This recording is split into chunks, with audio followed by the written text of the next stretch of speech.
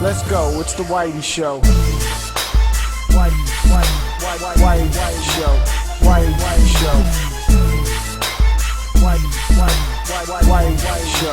Whity Show. Which part, old man, that ain't got time to shake your head? Get that side check, put it in pockets till I get back. Going downtown. Fallout 4 is a massive game, and I know a lot of people are like, where's your review? It's 2 weeks ago, and here it is, because I needed to play at least 50 hours of this game to give a very honest review of the title.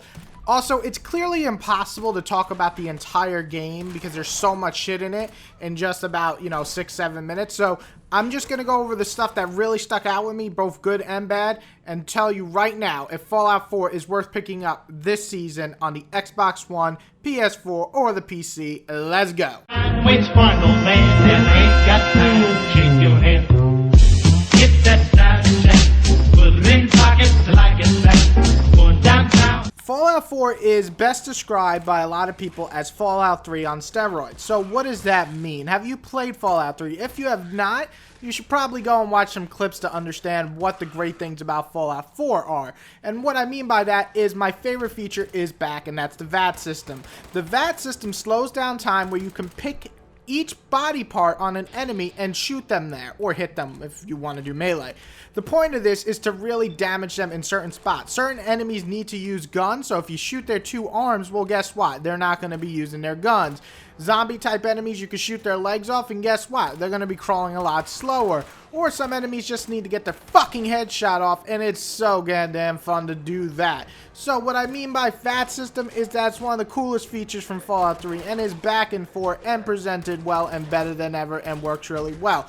But the biggest improvement that I can think of right off the top of my head is the gun shooting and feel. In Fallout 3, you shot sometimes right in an enemy's face, and some reason half the bullets are missing. In this, if you shoot an enemy with your crosshair and hit them, you're gonna hit them. There is no stats when it comes to your bullets flying in enemies' faces anymore. I really enjoy that. Now, big RPG fans that are into the stat system might hate it, but for someone like me who actually likes to use skill when it comes to killing things, I love that feature. Great. Another thing I really enjoyed is going through Boston in this broken down world. Now listen, I love DC and I sell stuff for DC for my job, but Boston is more interesting for me. So I really enjoyed getting to go to places that I actually talk about when selling the product and looking at it broken down.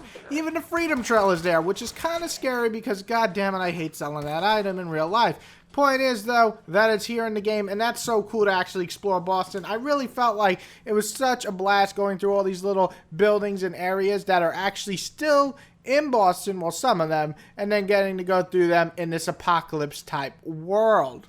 The companion system is back, and what that means is that you get to go around and pick a certain person to follow you and help you in a fight, or you can stick with Dog Meat, your best friend in the world, a little doggy that helps you pin down enemies while you shoot them in the face and find treasure. He's the best fucking companion in the world. Now, you can't have sex with him, and if you want to have sex with your companions, you gotta go with a human, mostly human. So, sorry, what's that called? Bestiality, people? You're just not in luck here. Anyway, the companion system's fun. You get to talk to them now, build a relationship, give them items, so it works really well in this game. Another thing, and this is possibly the last thing I really did enjoy in this game, is the fact that you can basically break down your weapon and build it back up in different ways. Just because your weapon does more damage doesn't mean it's better for a certain situation. You can make your weapon a lot less heavier, making that you can hold more stuff and get more equipment. So I really did enjoy the fact that customizing your weapons in the way that you see fit is actually fun, rewarding, and matters. Now the negative, and there's really only two things that come at me, and they're not even really ugly features, they're just bad. One thing that you're probably going to hear the most from people is, of course, the look of the game and the glitches. Listen, this game isn't the prettiest game, though I do think it looks pretty good. There's definitely some ugly areas, and the outdated engine definitely feels old. On top of that, there are bugs in this game, such as getting stuck behind rubble sometimes, or getting stuck in an area, or watching enemies float in the air. Stuff like that is present. Though I will say, I played all the Fallout games, and New Vegas is definitely far more buggy here, and people seem to ignore that one in its problems, so I can't see why this would hurt you in any way.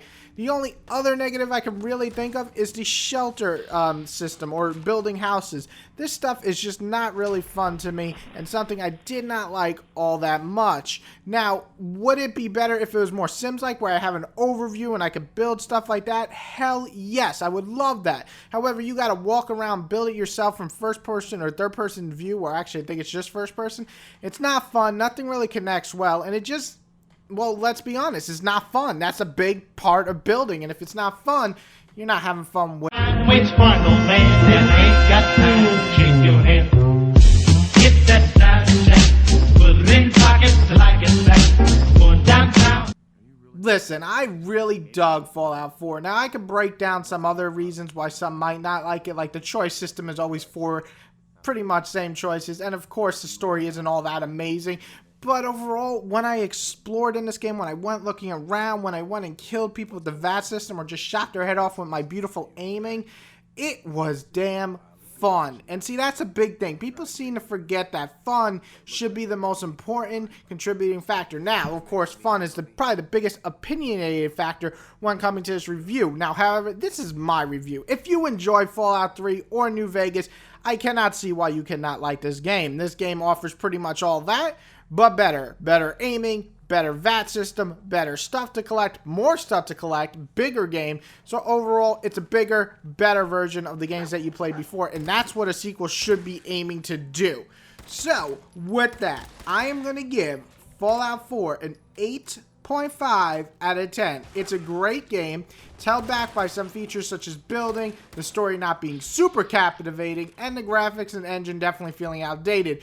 But in terms of fun, in terms of getting down to the gritty nitty, having fun and killing things, this game doesn't fail on that. So, 8.5 out of 10. It's a great game. Go pick it up and enjoy, guys. Whitey out. Yeah!